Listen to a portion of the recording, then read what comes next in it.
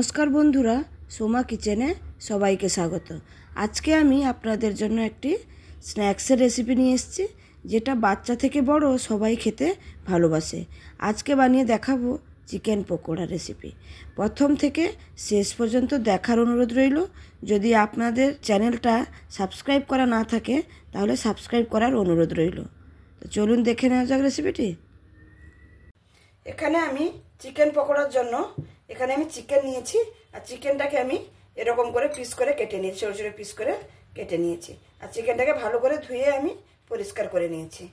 এবার আমি এখানে পরিমাণ মতন লবণ দেব, আর পরিমাণ মতন হলুদ, আর এখানে আমি দেব ভালো কালারের জন্য একটু কাশ্মীরি লঙ্কার গুঁড়ো, আর সামান্য পরিমাণে একটু ঝাল লঙ্কার গুঁড়ো।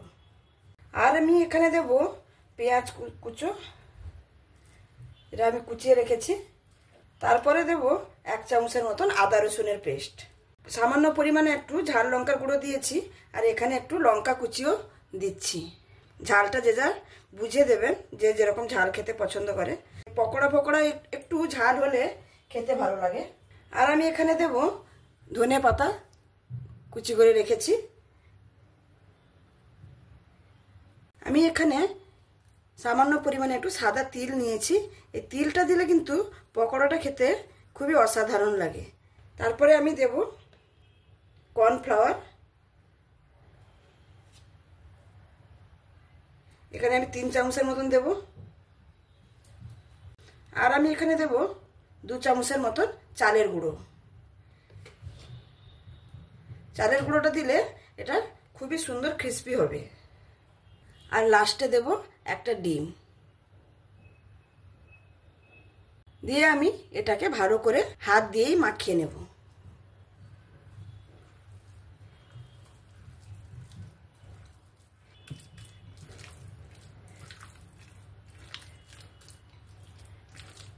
এখানে আমি সুন্দর করে মাখিয়ে নিয়েছি, দেখতেই পাচ্ছেন একদম কিন্তু পাতলা হয়ে যায়নি। এবার এটাকে আমি ভেজে নেব। পকোড়াগুলো ভেজে নেওয়ার জন্য আমি এখানে একটা কড়াই বসিয়ে দিয়েছি, আর কড়াইয়ের মধ্যে আমি পরিমাণ মতন তেল দিয়ে দিয়েছি।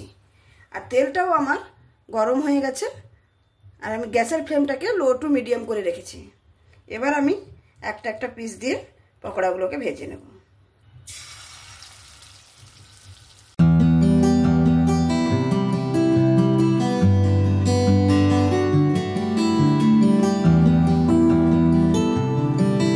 এখানে আপনারা কখনোই গ্যাসের ফ্লেমটাকে বাড়িয়ে ভাজতে যাবেন না, তাহলে ভেতর থেকে মাংসটা কাঁচা থেকে যাবে, আর বাইরে থেকে কিন্তু লাল হয়ে যাবে।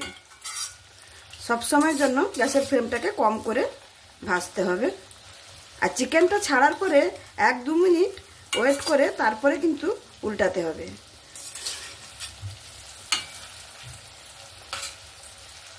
আমি এখানে সবগুলোকে উল্টে নিয়েছি। এখানে আমার চিকেন পকোড়াগুলো সুন্দরভাবে ভাজা হয়ে গেছে, দেখতেই পাচ্ছেন লাল লাল করে একদম ভেজে নিয়েছি। একটা ব্যাগ ভাজতে আমার এখানে 10 মিনিটের মতন টাইম লাগলো। এরকম হাতে টাইম নিয়ে একটু ধৈর্য নিয়ে এটাকে ভাজতে হবে। আর বন্ধুরা, আমার এই রেসিপিটা আপনাদের কাছে যদি ভালো লেগে থাকে তাহলে অবশ্যই আমার চ্যানেলটাকে লাইক, শেয়ার, কমেন্ট এবং সাবস্ক্রাইব করে আমার পাশে থাকবে। আর যদি খুব ভালো লেগে থাকে তাহলে বন্ধুদের সঙ্গেও শেয়ার করার অনুরোধ রইল। তাহলে আমার এটা হয়ে গেছে, আমি তুলে নিচ্ছি।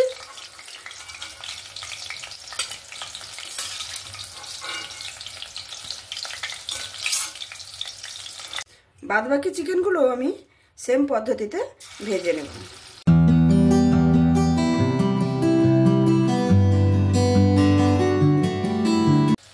আমার এক সাইডগুলো হয়ে গেছে, আমি এটা উল্টে নেব।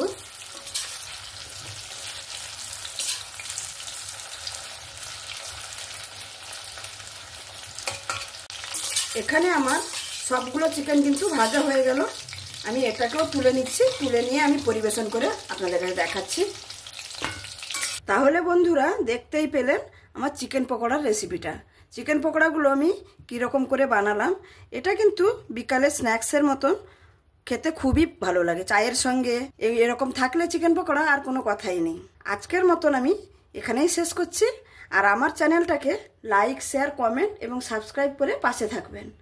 প্লিজ সাবস্ক্রাইব করে আমার পাশে থাকবেন। অনেক বন্ধুরা দেখছেন কিন্তু সাবস্ক্রাইব করছেন না। আমাকে সাবস্ক্রাইব করে আমার পাশে থাকুন, তাহলে আমি আরও নতুন নতুন রেসিপি নিয়ে আপনাদের কাছে আসতে পারবো আর আপনাদের উপহার দিতে পারবো। তাহলে আমি আজকের মতন এখানেই শেষ করছি। আবার অন্য কোনো রেসিপি নিয়ে আপনাদের সঙ্গে দেখা হবে। সবাই ভালো থাকবেন, সুস্থ থাকবেন, সাবধানে থাকবেন। ধন্যবাদ।